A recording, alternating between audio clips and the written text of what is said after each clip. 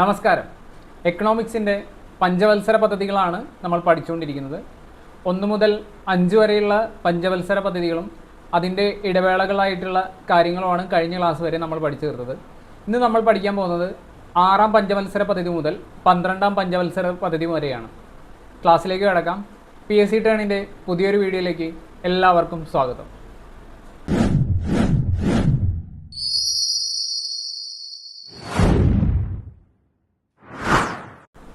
6ാം പഞ്ചവത്സര പദ്ധതി.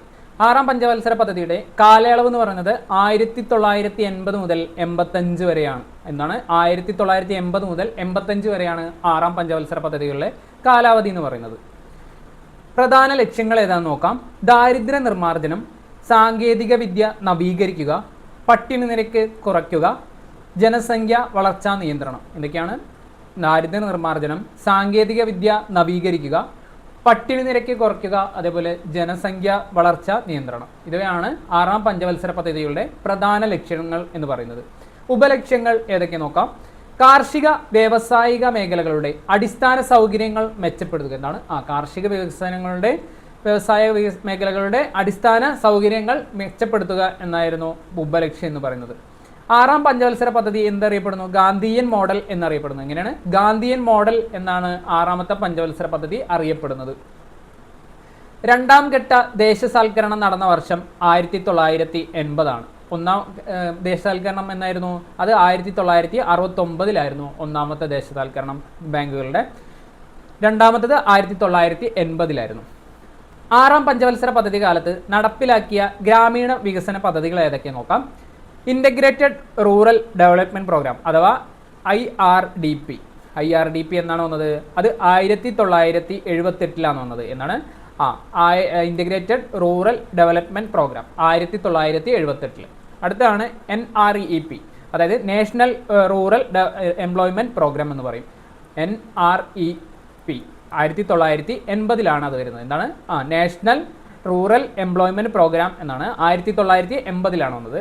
അടുത്താണ് RLEGP എന്നാണ് വന്നത് 1983, അഥവാ rural landless employment guarantee programme എന്നാണ് അതിൻ്റെ ഫുൾ ഫോം വരുന്നത്. അടുത്താണ് TRYSEM അഥവാ training of rural youth for self employment. എന്താണ്? Training of rural youth for self employment ആണ്. അതെന്താണ് വന്നത്? 1979 അത് വന്നത്. അടുത്താണ് DWCRA എന്നാണ് വന്നത് 1983. നിങ്ങളൊന്ന് കാലയളവ് ക്രമത്തിൽ ഒന്ന് അറേഞ്ച് ചെയ്തിട്ട് പഠിക്കുമായിരിക്കും കുറച്ചുകൂടി നല്ലത്. അതിൻ്റെ ഫുൾ ഫോം എന്ന് പറയുന്നത് development of woman and children in rural area. അതാണ് WCRAയുടെ ഫുൾ ഫോം എന്ന് പറയുന്നത്. 6ാം പഞ്ചവത്സര പദ്ധതി ലക്ഷ്യമിട്ട വളർച്ചാ നിരക്ക് 5.2% ആണെങ്കിലും 5.7% കൈവരിച്ചിട്ടുണ്ട്. എന്താണ്? 5.2% ആണെങ്കിലും 5.7% നമുക്ക് കൈവരിക്കാൻ സാധിച്ചു. അടുത്താണ് 7ാം പഞ്ചവത്സര പദ്ധതി. കാലയളവ് ഏതാ? 1985 മുതൽ 90 വരെയാണ് കാലയളവ് എന്ന് പറയുന്നത്. നിലവിൽ വരുമ്പോൾ പ്രധാനമന്ത്രി രാജീവ് ഗാന്ധി തന്നെയായിരുന്നു. പ്രധാന ലക്ഷ്യങ്ങൾ നോക്കാം. ഭക്ഷ്യധാന്യ ഉൽപാദനം,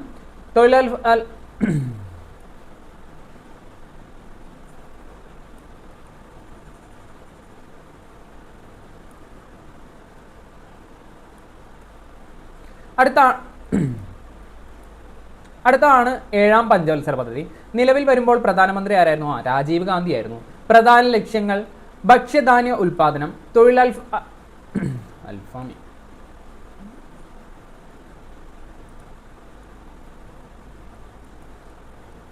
അടുത്തതാണ് 7ാം പഞ്ചവത്സര പദ്ധതി. നിലവിൽ വരുമ്പോൾ പ്രധാനമന്ത്രി ആരായിരുന്നു? അത് നമ്മുടെ രാജീവ് ഗാന്ധി ആയിരുന്നു. പ്രധാന ലക്ഷ്യങ്ങൾ നോക്കാം. ഭക്ഷ്യധാന്യ ഉൽപാദനം, തൊഴിലവസരങ്ങൾ വർദ്ധിപ്പിക്കൽ, ആധുനിക വൽക്കരണം, സാമൂഹ്യ നീതി. എന്തൊക്കെയാണ്? ഭക്ഷ്യധാന്യ ഉൽപാദനം, അതേപോലെ തന്നെ തൊഴിലവസരങ്ങൾ വർദ്ധിപ്പിക്കൽ, ആധുനികവൽക്കരണം, സാമൂഹ്യ നീതി എന്നിങ്ങനെ 4 കാര്യങ്ങളാണ് പ്രധാന ലക്ഷ്യങ്ങളായിട്ട് ഉണ്ടായിരുന്നത്. വാർത്താവിനിമയ ഗതാഗത മേഖലകളുടെ വളർച്ചയിൽ വൻ മുന്നേറ്റം നടത്താൻ കഴിഞ്ഞ പദ്ധതിയാണ് 7ാം പഞ്ചവത്സര പദ്ധതി. എന്താണ്? വാർത്താവിനിമയ ഗതാഗത മേഖലയ്ക്ക് പുരോഗതി കൈവരിക്കാൻ ശ്രമിച്ചു കഴിഞ്ഞു. നമ്മുടെ 7ാം പഞ്ചവത്സര പദ്ധതിക്ക് കഴിഞ്ഞു. അടുത്താണ് VSNL, അതായത് വിദേശ് സഞ്ചാർ നിഗം ലിമിറ്റഡ് എന്നതാണ് BSNLന്റെ ഫുൾ ഫോം. നിലവിൽ വന്നത് എങ്ങനെയാണ്? 1986 നിലവിൽ വരുന്നത്. ഏത് പഞ്ചവത്സര പദ്ധതികൾ? 7ാം പഞ്ചവത്സര പദ്ധതി. നമ്മുടെ പ്രധാനമന്ത്രി ആരായിരുന്നു? നമ്മുടെ രാജീവ് ഗാന്ധി ആയിരുന്നു. അടുത്താണ് MTNL അഥവാ മഹാനഗർ ടെലികോം നിഗം ലിമിറ്റഡ് എന്നാണ് വരുന്നത്. 1986. നമ്മൾ പറഞ്ഞു 7ാമത്തെ പഞ്ചവത്സര പദ്ധതികളാണ് എന്ത് കൂടുതൽ വാർത്താവിനിമയ ഗതാഗത പുരോഗതിക്ക് കൈവരിച്ച പഞ്ചവത്സര പദ്ധതി എന്ന് പറയുന്നത്. വാർത്താവിനിമയ രംഗത്ത് പുരോഗതി നേതൃത്വം കൊടുത്ത പ്രധാനമന്ത്രി ആരായിരുന്നു? രാജീവ് ഗാന്ധി. ഈ കാലത്തെ പ്രധാനമന്ത്രിയും ആരായിരുന്നു? നമ്മുടെ രാജീവ് ഗാന്ധി ആയിരുന്നു. വാർത്താവിനിമയ രംഗത്ത് പുരോഗതിക്ക് നേതൃത്വം കൊടുത്ത രാജീവ് ഗാന്ധിയുടെ ഉപദേഷ്ടാവ് ആരായിരുന്നു? സാം പിത്രോദ. എന്താണ്? ആരാണ്? സാം പിത്രോദ ആയിരുന്നു. ആര്? നമ്മുടെ രാജീവ് ഗാന്ധിക്കുള്ള ഹെൽപ്പും കാര്യങ്ങളൊക്കെ ചെയ്തു കൊടുത്തത് ആരാണ്? സാം പിത്രോദയായിരുന്നു. ഇന്ദിര ആവാസ് യോജന ആരംഭിച്ച വർഷം 1985 എന്നാണ്. 1985 എന്ത് ഇന്ദിര ആവാസ് യോജന ആരംഭിക്കുന്നത്.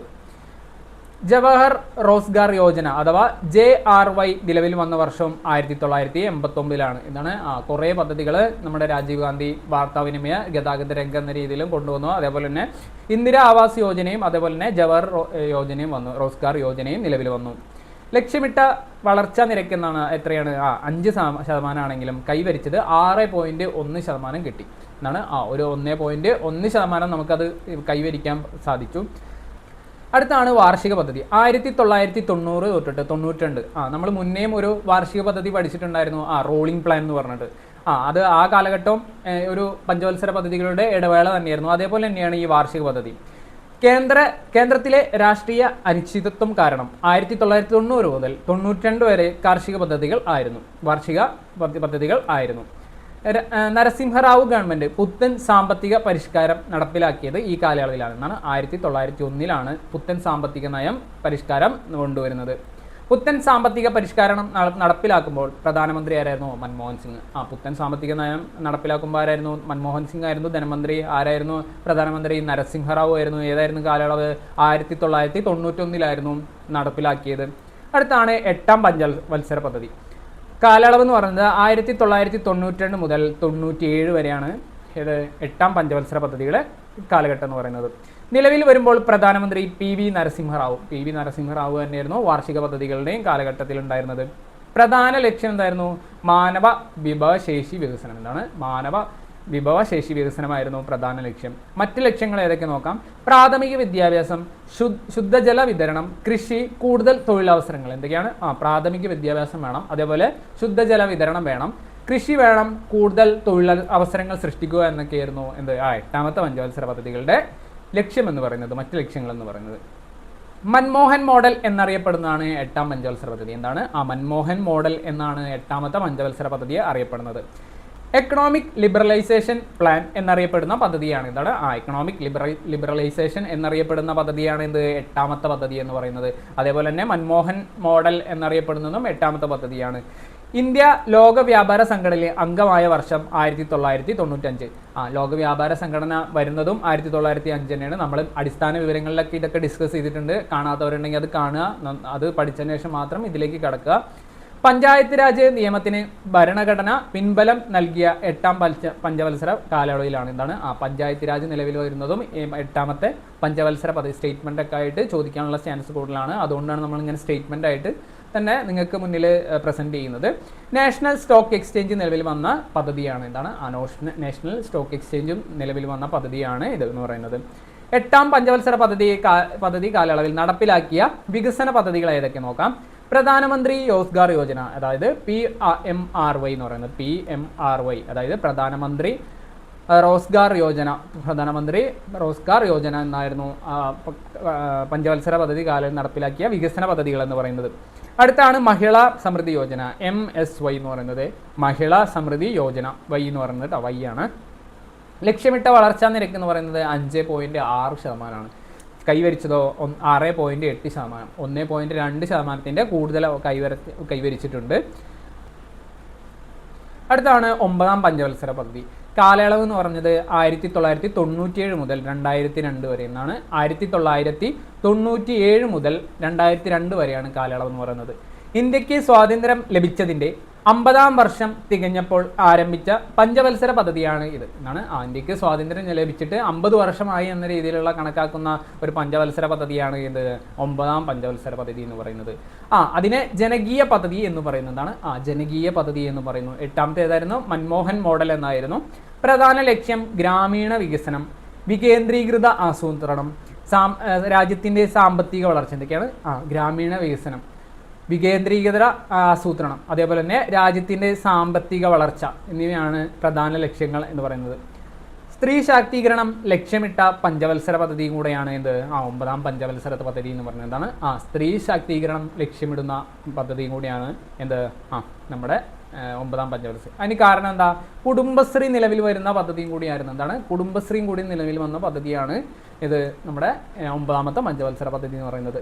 ലക്ഷ്യമിട്ട വളർച്ചാ നിരക്ക് എന്ന് പറയുന്നത് 6.5% ആണെങ്കിലും നമുക്കത് കുറച്ച് ലക്ഷ്യം കൈവരിക്കാൻ സാധിച്ചുള്ളൂ. 5.4% മാത്രമേ നമുക്ക് കൈവരിക്കാൻ സാധിച്ചുള്ളൂ.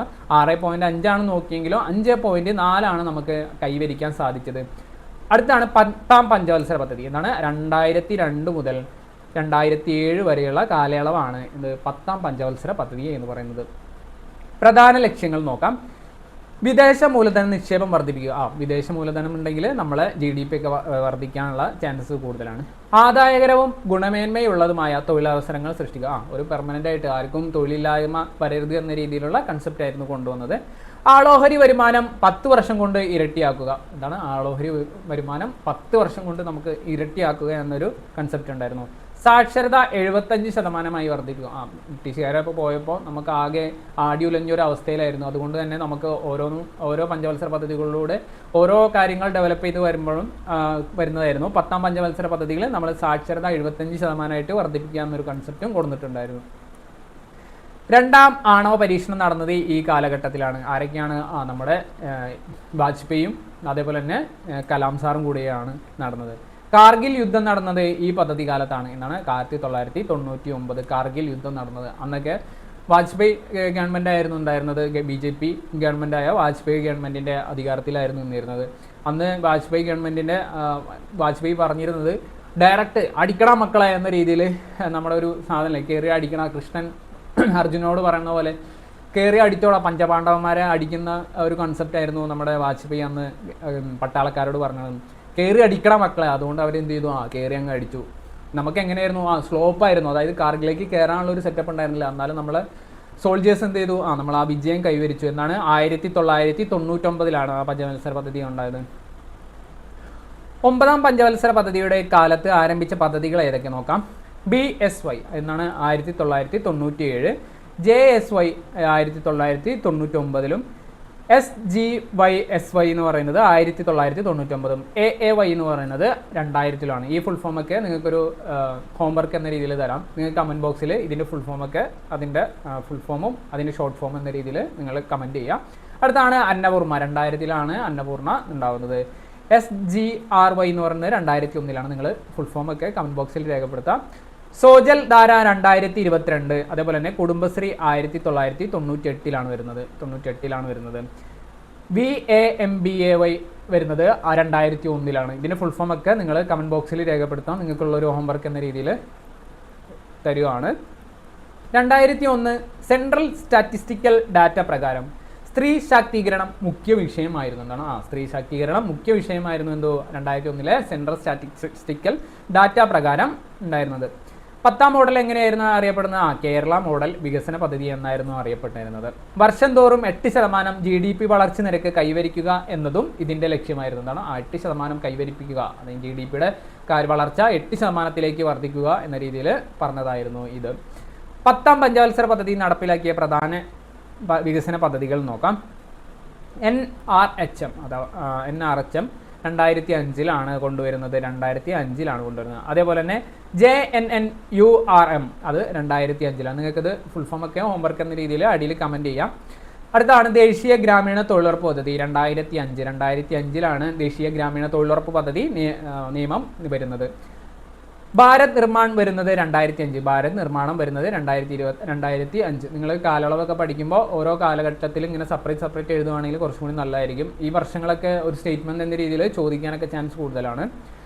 10ാം പഞ്ചവത്സര പദ്ധതി വളർച്ചാ നിരക്ക് ഏതായിരുന്നു?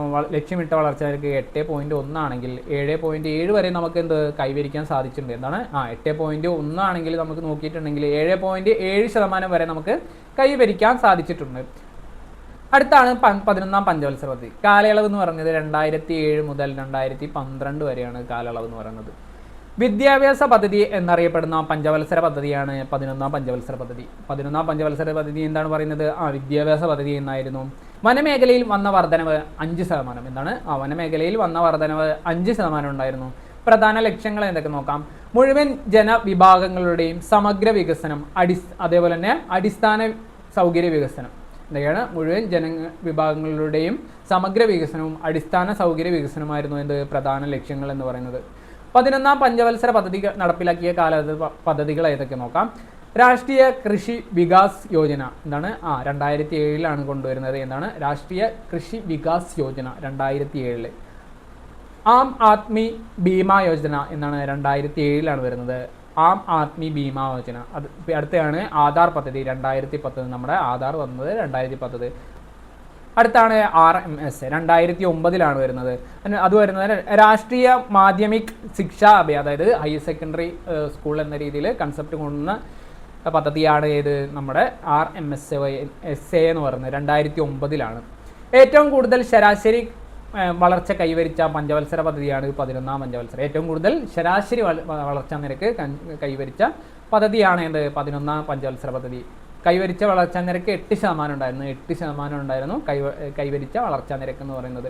അടുത്താണ് 12ാം പഞ്ചവത്സര പദ്ധതി. ഏതാണ് കാലയളവ്? 2012 മുതൽ 2017 വരെയാണ് ഇത് 12ാം പഞ്ചവത്സര പദ്ധതിയുടെ കാലയളവ് എന്ന് പറയുന്നത്. പ്രധാന ലക്ഷ്യങ്ങൾ എന്താ? സുസ്ഥിര വികസനം. സുസ്ഥിര വികസനമാണ് 12ാം പഞ്ചവത്സര പദ്ധതികളുടെ ലക്ഷ്യം എന്ന് പറയുന്നത്. അടുത്താണ് ത്വരിതഗതിയിലുള്ള വളർച്ച. ഇതാണ് ത്വരിതഗതിയിലുള്ള വളർച്ച. എന്താണ്? ഒന്നാമത്തെ സുസ്ഥിര വികസനം, രണ്ടാമത്തത് ത്വരിതഗതിയിലുള്ള വളർച്ച. 12ാം പഞ്ചവത്സര പദ്ധതിയുടെ കരട് രേഖയിൽ 9% വളർച്ചാ നിരക്കാണ് ലക്ഷ്യമിട്ടിരുന്നത്. പിന്നീട് അത് 8.2% കുറച്ച്. എന്താണ്? തുടക്കത്തിൽ ശതമാനം ലക്ഷ്യമിട്ടത് 9% ആണെങ്കിലും നമുക്കത് 8.2% കുറയ്ക്കേണ്ടി വന്നു.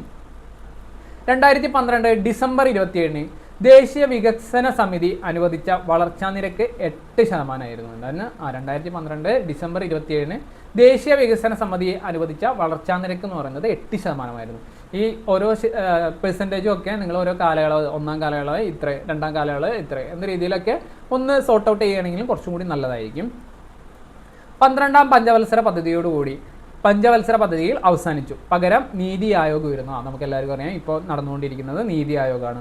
നീതി ആയോഗ് നിലവിൽ വരുന്നത് 2015 ജനുവരി 1 2011 ജനുവരി 1 എന്ത്? നീതി ആയോഗ് നിലവിൽ വരുന്നത്.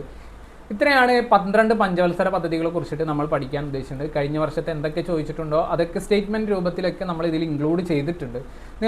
നിങ്ങൾ ഈ വീഡിയോ ഇഷ്ടപ്പെട്ടെങ്കിൽ നിങ്ങൾ സുഹൃത്തുക്കളായ PSC പഠിക്കുന്ന മറ്റു ഉദ്യോഗാർത്ഥികളും കൂടി ഷെയർ ചെയ്ത് കൊടുത്തിട്ട് മാക്സിമം സപ്പോർട്ട് ചെയ്യുക. കാരണം ഈ വീഡിയോ എടുക്കുന്നതിലും ക്ലാസ് പ്രസൻറ്റ് ചെയ്യുന്നതിലും ഒരു എഫേർട്ട് ഉണ്ട്. ആ എഫേർട്ട് മനസ്സിലാക്കി നമ്മൾ സപ്പോർട്ട് ചെയ്യുകയാണെങ്കിൽ നിങ്ങൾക്ക് എന്തൊക്കെ ആവശ്യപ്രകാരം എന്തൊക്കെ വേണമെന്നുണ്ടെങ്കിൽ നിങ്ങൾ കമൻറ്റ് ബോക്സിൽ രേഖപ്പെടുത്തുകയാണെങ്കിൽ ഞങ്ങൾ എല്ലാം പ്രിപ്പയർ ചെയ്താനുള്ള എല്ലാ സജ്ജീകരണങ്ങളും നിങ്ങൾക്ക് വേണ്ടി ഏർപ്പെടുത്തുന്നതാണ്. അപ്പോൾ നമുക്ക് ഇന്ന് ഈ വീഡിയോ അവസാനിപ്പിക്കാം. നന്ദി, നമസ്കാരം.